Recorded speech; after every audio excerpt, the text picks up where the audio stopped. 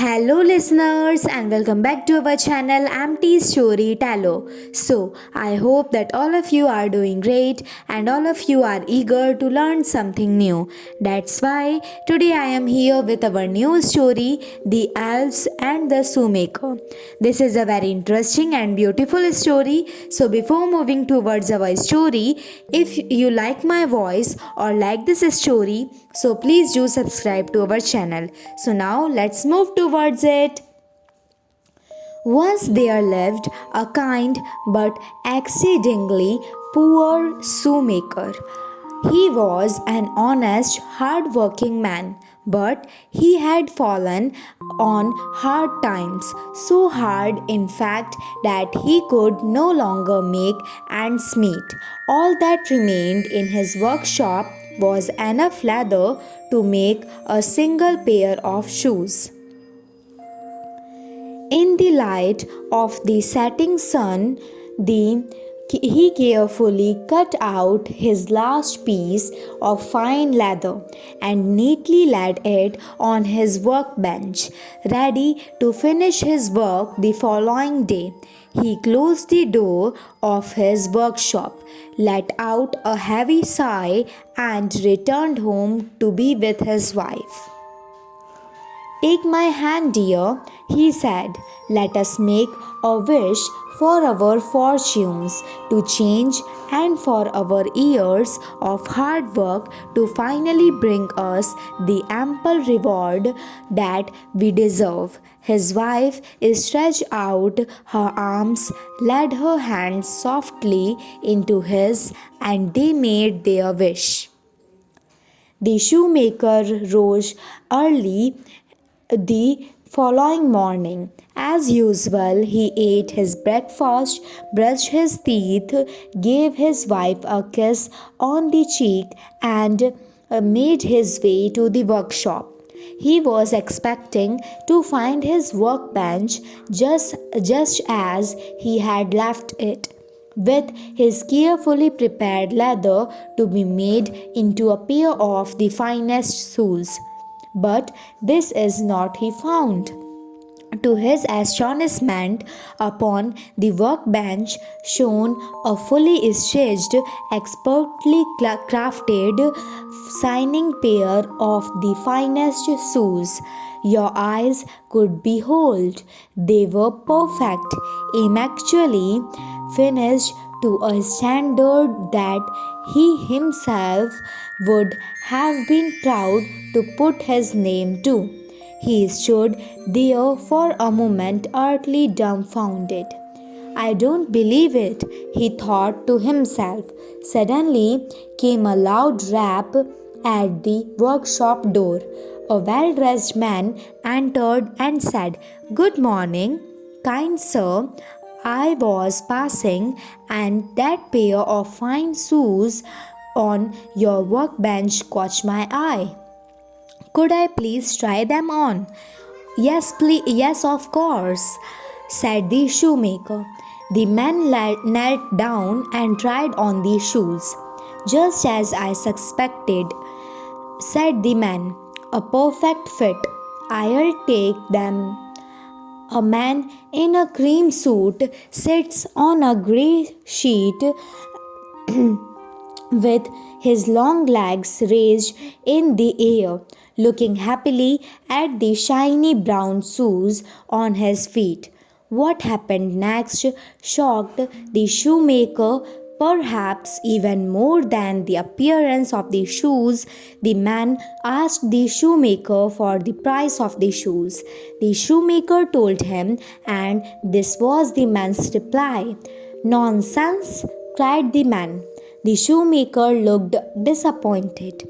"I mean to say," the man continued, "that the quality and workmanship is plain to see, and I will not pay a penny less than double what you ask." The shoemaker thanked the man dearly for his generosity. The man smiled, doffed his hat, and strolled out the door wearing his new and very shiny shoes. With the money that he had received from selling the shoes, the shoemaker went out and purchased more leather. This time he had enough leather to make 2 pairs of shoes. In the light of the setting sun, he carefully cut out 2 pieces of fine leather and neatly laid them on to his workbench, ready to finish his work the following day. The next day arrived. To his astonishment, the same thing had happened again. But this time there was not 1 pair of shoes on his workbench, there were 2. And as before, the quality of the workmanship was so exquisite that two well dressed men came into his workshop and paid twice the asking price. This continued day after day. With the takings from the day, the shoemaker would buy enough leather to prepare twice the number of shoes for the following day, and every morning the shoes would be immaculately prepared, polished, and stacked on his workbench, ready to be sold. 4 pairs, 8 pairs.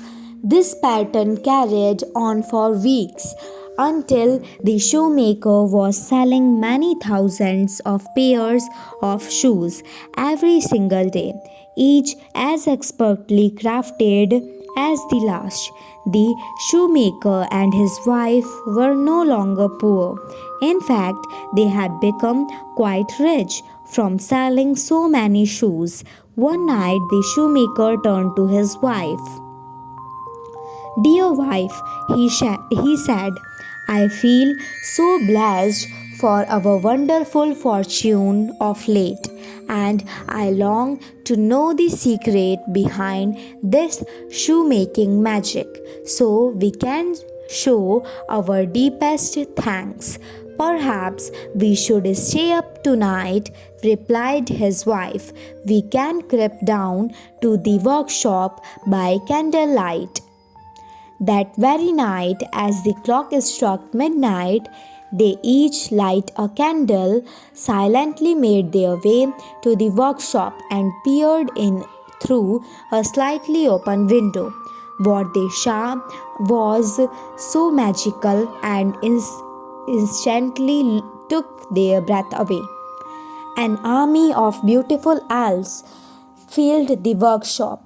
Each elf was no more than 6 inches tall and sat upon a tiny wooden stool, working furiously. One elf pursues a group of small elves with bright green hats and outfits sit on stools holding shoes and tools. They rapped and tapped and hummed and stitched at such a rapid pace you could barely see their little arms at all. One elf stood out. She was not humming nor stitching.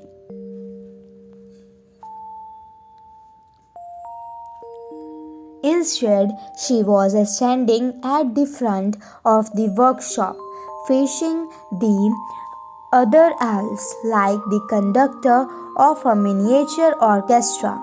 She wore a tall pointed pink hat with the words Grand High Elf neatly embroidered on the front. A pink clothed elf with a long pointy pink hat stands on a stool.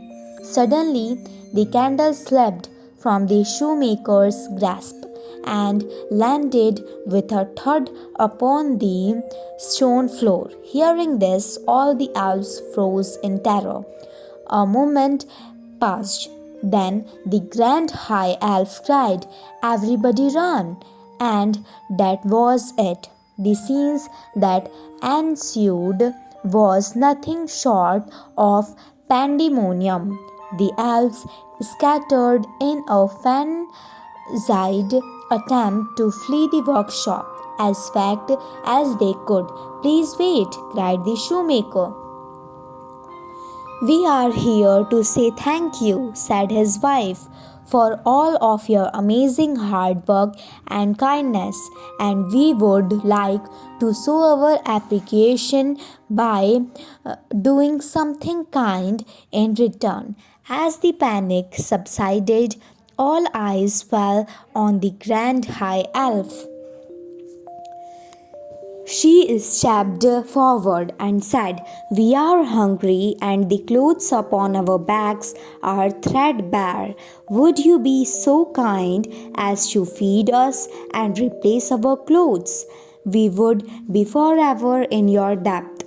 The shoemaker lay down on the ground, his face now level with the grand high elf, and he is able to talk with her. He smiled at her and said gently, "Of course, Your Highness, we will gladly give you all the food and clothes you desire. And please forgive me, but I have noticed that your feet are bare. I'd like to make you each a pair of my finest shoes." She smiled back. "That would be wonderful," she replied. From that day forward, the elves, the shoemaker, and his wife became the very best friends. They worked hard and went on to live a happy, prosperous, and full life together. The end. I hope that all of you like this story. So please do like, share, subscribe, and comment on our channel. And if you want to listen any specific story, so let us know in the comment box. Thanks for listening.